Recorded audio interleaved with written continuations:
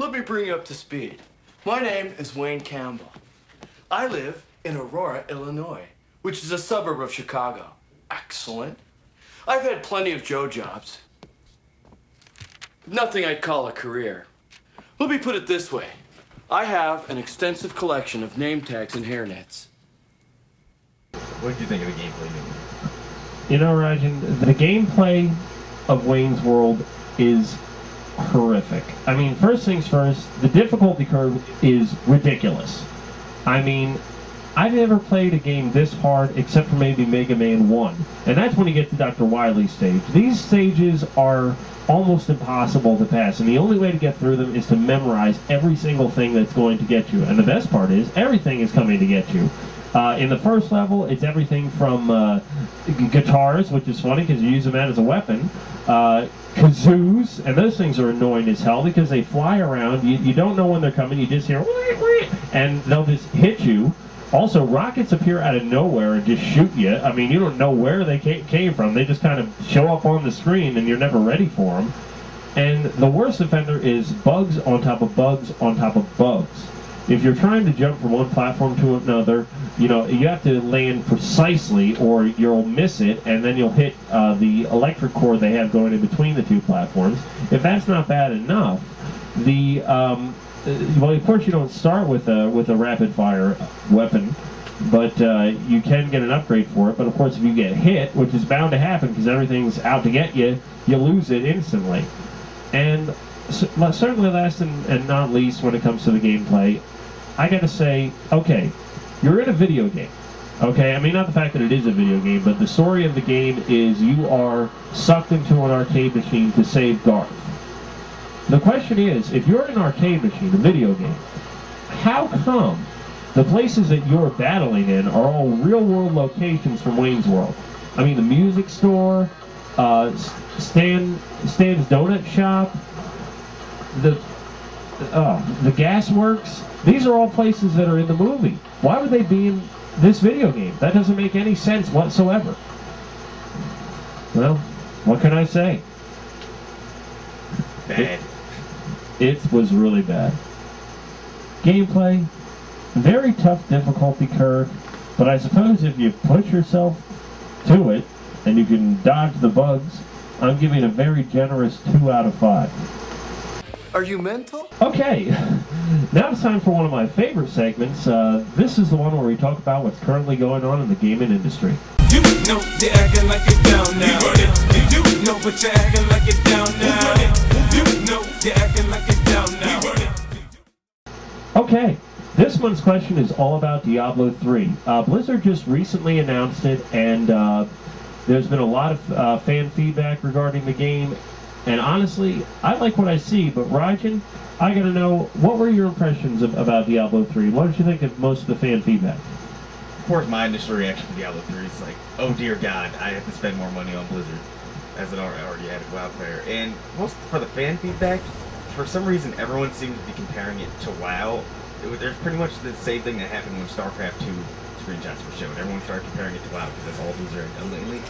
I mean, basically, you can't compare the two games. I mean, graphically there might be some similarities. Oh my god, those trees are the same.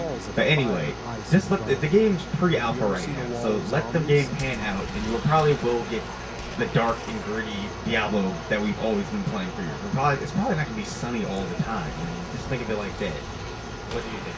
What do you think of Diablo 3 new? Well, Rajan, I gotta tell you, I was a big fan of Diablo 2 and the first one as well, so the fact that they announced the third one after many, many rumors, I'm really excited about that. I mean, I'm looking forward to it, regardless of what people say. A lot of people have been putting down the graphics, saying, you know, oh, they don't look that good, and blah, blah, blah. Look, Blizzard just barely announced it. It's in pre-alpha. It's something to get excited about. Stop worrying about the graphics now. They're just showing off a few screenshots to say, hey, you know, it's kind of like Diablo 2. Remember that game? Wasn't it great? To give you a general idea of what Diablo 3 is going to be like. And honestly, you can't expect much right now, but when it comes out, I know Blizzard always puts a great polish on their games. I'm expecting it to be fantastic, so I'm definitely looking forward to it. How many people want to kick some ass?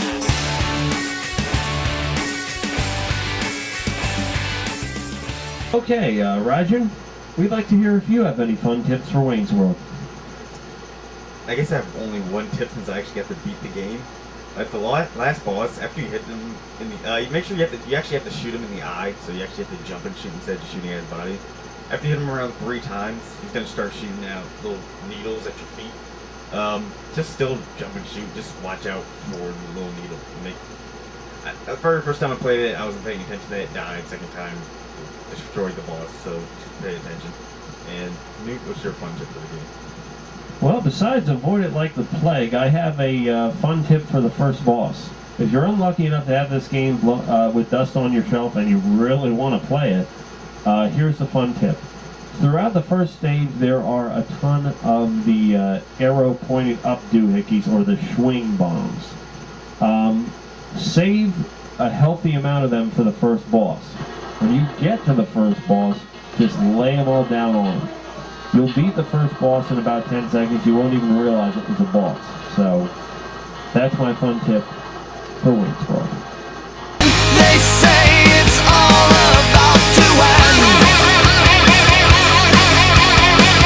They say it's all about to end. And my final score for this game is a 1 out of 5. My total score is an epic 1 out of 5. Beat my Frankenstein. Meet my libido. Okay, between the roundtable members, Wayne's World gets an overall score of a 1 out of 5. This is not a game that we recommend. Honestly, it's absolutely horrific. If you desperately want to play this game for some unknown reason, well, the only thing I can condone is not paying for it, but legally we can't do that. Get ROMs for this game. Otherwise, if you really want to buy it, I'm sure somebody on eBay is suckering it on somebody right now, and there might even be a price point listed on the screen, thanks to our editor. Regardless of that, we don't like this game. It's bad. Just stay far, far away from it. The thing that amazes me is, even after you complete this game, there's really no sense of satisfaction. You remember the intro screen that you saw? That's pretty much the ending. Yeah.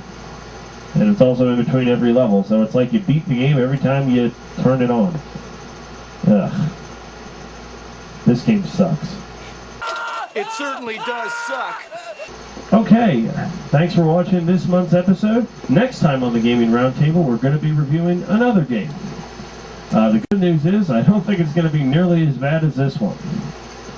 And here it is. We'll see you next time. Wayne's World, Wayne's World, it's party time. It's excellent. Wayne's World, it's party time. It's excellent. Check the matter when we go down the street. It's way to God that they wanna be. We're in the basement playing with our toys. Oh, if you do not like it, you're a specter boy. Wayne's World, it's party time. It's excellent. Wayne's World, it's party time. It's excellent. We might grow old, we might get in a rut. Yeah, right, monkeys went flat of our butts. The right to party is a battle we have fought.